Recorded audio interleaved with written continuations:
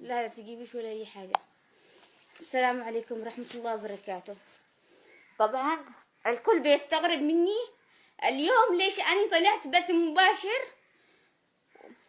خلاص الموضوع ما ينسكتش عنه يا جماعة في الخالص. يعني أنا لي يومين مجرد ما وصلني إن أمي تعبانة،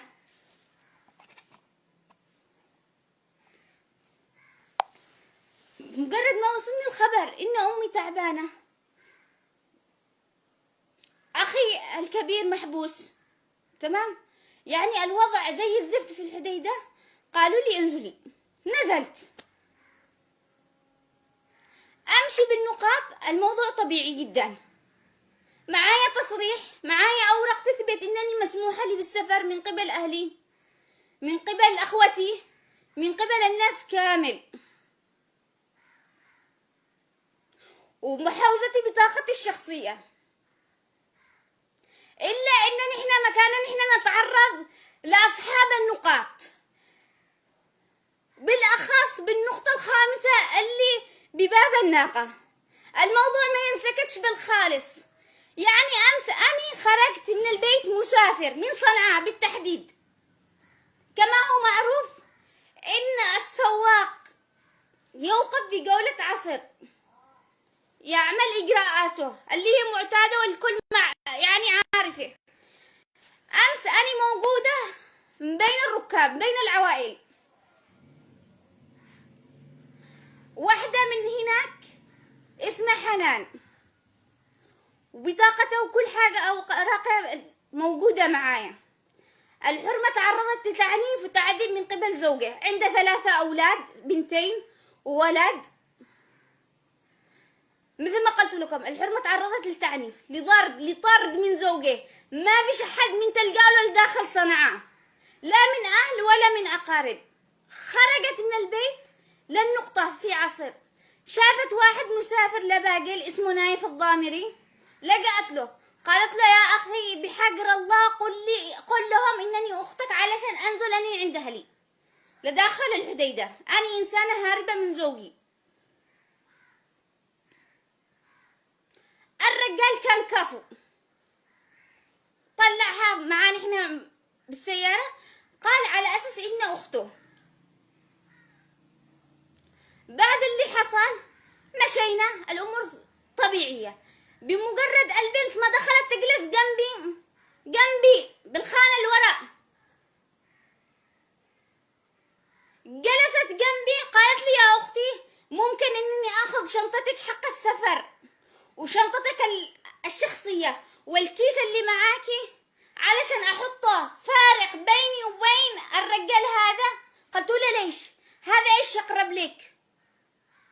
قالت لي هذا ما يقرب ليش، أنا استنجدت به فقط علشان أمشي من النقاط. أخذت حاجاتي كل حاجة وطرحتها. قلت لها يا بنت الناس حطي حاجز بينك وبين الرجال ونمشي على الله وبالله. عملنا لنقطة مناخة، دخلت. يعني كما هو معروف إن نحن ندخل نرتاح داخل المصلى في مناخة. دخلنا نرتاح وجلست أتكلم معي، أتفهم معي، يا أختي يا أسلوبك غلط وهذا كذا كذا. البنت قشعت لي، البنت معرض لتعنيف. قالت لي أنا لمن ألجأ؟ أنا بيوقفوني بأقرب نقطة. قلت لها خلاص امشي امشي وأنا بتكفل شخصيا إنني أوصلك لعند أهلك. قالت لي تمام. مشينا من مناخة لما وصلنا لباب الناقة يا جماعة الخير، وقفوا السيارة، حققوا معنا احنا مع كل الركاب. طيب أجوا لعندي، وين وليك؟ وين محرمك؟ قلت لهم أنا مسافر، معايا بطاقتي الشخصية، بطاقتي الشخصية هذه إثبات إنني أنا صاحبت هذه الصورة، ومعايا أوراق سماح، بطاقة أخي بحوزتي وبطاقة خالي وأوراق مكتوبة موافقة إنه مسموح لي السفر وما حد يعترض طريقي. قالوا أبدا. صادروا البطاقة حقي واحتجزوني باب الناقة. طيب البنت قاموا يحققوا معاه هي والولد هذا نايف الضامري. استقووا الولد من هنا من هنا. الولد اعترف، قال هذه ما تقرب ليش، هذه استنقدت بي بالنقطة علشان توصل لعند أهلها للحديدة. أجاوا يحققوا مع البنت. البنت بالبداية ما رضيش تستقر لهم. بعدين لما قالوا له خلاص الولد اعترف انك ما تقربي له ولا باي شكل من الاشكال، قامت تكلمت بالقصه 1 2 3 واني كنت موجوده. وقفوا جنبي، والسبب ايش؟ يقول لك جالس جنبي انسان غريب. طيب يا بني ادم، الشخص هذا صحيح انه غريب، لكن في حاجز بين البنت وفي الولد، يعني ما هوش صابت بشقه يا جماعه. حاولت انني اشرح اني والبنت للضباط اللي هناك بباب الناقة، ما فيش فائدة. احتجزوا البطايق حقا هنا، وقفنا هناك نجي لهم من هنا ما فيش، نجي من هنا ما فيش. تواصلت امس، رجعت اللي اتصل للعاقل على اساس يعمل لي تعريف ويتفاهم مع اللي هناك. العاقل ما يقدرش يستجوب، يرن ما يجاوبش. رجعت لقيت الاستاذ محمد معوضة الاعلامي حق الحديدة. يا استاذ محمد الموضوع 1 2 3. قال لي الان انا ارسلي لي بطاقتك وبطاقة البنت، بتصل لغرفة العملية تبلغ. رسلت له، قلت له بطاقتي ما رضوش يناولوني هين، انت تعزية، انت حق مشارعة، بطاقتي محتجز هناك. خلاص رجعت اللي رسلت الاستاذ محمد البطاقة حق البنت. قاموا هنا بغرفة العملية يبلغونه ان الموضوع كذا وكذا وكذا، ان البنت موقف بسبب انه معاه محرم وهمي. طيب نحاول من هنا لهنا، ما فيش فائدة. البنت تقول لي اني فداء حداتك، اني فداء رجلك، لا تسيبيني لا تسيبيني بالنقطة. نزلت انوه، قلت خلاص واقفة معاها لحد ما يفرق الله. اتصلت لولي امره من داخل الحديدة، اخوها ساكن هنا في الحديدة جنب شارع الميناء، واخوها استجوب وخرج للخط طوالي. تخيلوا من الساعة 10 بالليل أنا هنا واقفين بجولة مدري بالنقطة حق باب الناقة لحد الساعة 1:30. طيب يا فندم، طالما إن البنت هاربة من زوجه، وطيب على قولتكم أني ما فيش معايا محرم، معي ورق تصاريح بالسفر. طيب أنت كضابط كأمن المفروض عندك كلمة، طالما إننا إحنا نسوان ما فيش معانا إحنا حد. أنت كضابط ترسل. قلت له رسل 1 من العسكر يرافق كل بنت لأهله وناسه ويعمل محضر استلام من عند أولياء أمره بالنسبة لي ولا بالنسبة للبنت. ما رضوش، قاموا حولون إحنا لإدارة الأمن في باقل. الطامة الكبرى إدارة الأمن حق باقل. أنا وصلت لهناك ما رضيتش أفلت البنت، قلت له أني معك لحد ما أسلمك لأخوكي. والسواق والركاب اللي كانوا فوق السيارة برضو واقفين معايا بنفس الموضوع.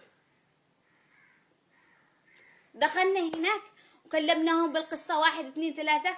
الركاب كلهم شاهدوا، وأني شهدت من جيزهم بموضوع ما يخص البنت، وإنه الرجال مش صح إنه محرم وهمي، لكن ما هوش جالس بشقه. خلاص الجماعة أبوه استكبروا، موقفين لحد ما يجي أخوها الساعة 1:30. أتصل له، قال أنا انتظريني، أنا قد مشيت من عند مصنع باقل. يا أختي لا تسيبيش أختي بالقسم، أنا فداء حداتك، وقفي لحد ما أوصل أنا للقسم. قلت له أنا ما بخطيش خطوة خارج القسم إلا لما تحضر شخصيا جنب أختك، وبعدها بنمشي أنا والمسافرين لعند أقرب عاقل. المهم جالسين الساعة 1:30 يعملوا محضر ويستجوبوا البيت ويستجوبوا الولد لحال. عملنا لا مقارب الساعة 2. ولي أمر أخوها بالتحديد أجال هناك إدارة الأمن في باقر. تخيلوا خالي يتصل لي يقول لي مكانك واقف، السواق يتصل لي يقول لي إنه أنت مكانك واقف مش راضية أسيب البنت. قلت له يا خال الموضوع 1 2 3، الآن أنا بمشي. ولي أمر أجا خلاص أنا بمشي الحين مع السواق والركاب لعند أقرب عاقل. قال لي تمام كفو، والله طلعتي كفو يا نسيبتي. قلت له مش معقول إني إدارة أمن بمنتصف الليل ما فيش كهرباء يا جماعة، الدنيا ظلام ظلام حالك. الجماعة ما يكتبوا محضر إلا على ضوء الجوال، على ما يضوي بالجوال كده ها، ويكتب البيانات في المحضر. أني هذيك الساعة الرجال دخل عند أخته، قلت لهم خلاص أني لحد هنا ويكفي، أني بمشي. قال لي كثر الله ألف خيرك، معروفك أنا ما بنسيش طول حياتي، اطلبي مني اللي تتمنيه اللي تشتهي. قلت له ما أشتهي حاجة، أنا قمت بواجبي أخت لأختي. أنا بمجرد ما خرجت من الغرفة من جنب الضباط اتصل السواق اقول له خلاص ده الحين الولد قال عند اخته بنتحرك بتمشي. تخيلوا الطامة الكبرى يا جماعة الخير، يجزع لك واحد من هناك العسكر ويتحرش فيه بي، يمسك يده لمنطقة حساسة هنا في الفخذ، لا الفخذ كده ها، مسكني مجرد ما صحت صوتي الرجال خرب. الممر ممتلئ بالرجال من صغيرهم لكبارهم من العسكر. مجرد ما صحت من رياض صوتي، ايش هذا إدارة أمن ولا ايش ولا شارع ولا نحن في سوق؟ الرجال جزع يتحرش فيبي. قالوا انت تتوهمي، انت وانت وانت وانت. طيب على ايش اني اتوهم؟ لاني اتوهم اني ما بصش مليانة صوتي، لا الموقف الوسخ. كيف إدارة أمن ما فيش كهرباء ما فيش ضوء؟ قالوا الكهرباء مقطوع. طيب ما فيش طاقة شمسية؟ المفروض في طاقة شمسية يا جماعة الخير. أين الدولة؟ أين القيادة؟ أين اللي يسمون أنفسهم مسيرة قرآنية؟ ليش ما يضبطوش أصحاب الأقسام؟ إدارة المباحث الوضع كارثي. يعني تخيلوا أنا وقع لي تحرش مس هذا وأنا ما سكتش عن الباطل، كيف لو وحدة ثانية أقسم بالله العظيم قدام الضابط قلت لهم هذا ما عادوش إدارة أمن. يعني وحدة تهرب من زوجه، تهرب من تعذيب من أخ من أهل من هذا بيوقفونا بالنقاط ويحولونا لإدارة أمن لإدارة قسم ولهناك للزنزانة. أقسم بالله العظيم أبصم بالعشر بيداتي وبرجلي إن أي وحدة تتوقف وتدخل قسم إلا إدارة بحث، أقسم بالله العظيم وهي لوحده إنما تتعرض لتحرش فقط، إنها تتعرض لاغتصاب، إنها تتعرض لاغتصاب وتداول من واحد لواحد. لكن ما فيش حياة المن تنادي، تجي تتكلم كم من بنت تجي تلقى لهم ما فيش فائدة، ما حد يوقف معي تحت، بالأخص النسوان. أين الناس اللي تدعي الشرف؟ أين اللي في بهم نخوة كرامة؟ أنا خلاص وصلت لمرحلة إنني ما قدرت أسكت. قلت له أقسم بالله العظيم لو تقولوا إيش ولو تحكموني بالبنادق وبالأسلحة كامل حق كل العسكر اللي داخل إدارة أمن في باقي، ماني راضي إنني لا أطلع وأفضح وأتكلم على اللي يحصل داخل إدارة القسم وداخل إدارة المباحث اللي في باقي بالتحديد. الوضع كارثي يا جماعة الخير، قسما بالله العظيم إنه كارثي.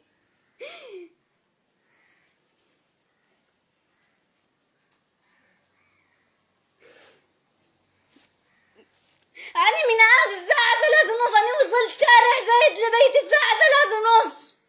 النوم مش عارف الطريق لعيوني، أنا لا قادر لا أرقد ولا شيء. يعني مفكرين الموضوع سهل. أقسم بالله العظيم إن أي بنت تتعرض لتوقيف بأي نقطة لأي قسم مع تصريح من أهله ولا ما فيش مع تصريح من أهله، هارب ولا مش هارب، إنما تتعرض لاغتصاب مش عاد لتحرش. والفيديو هذا أنا قلت بسجله وبنشره على صفحتي ويوصل لفين ما وصل، سواء لجنوب سواء لشمال سواء لقيادة سواء لأي أحد.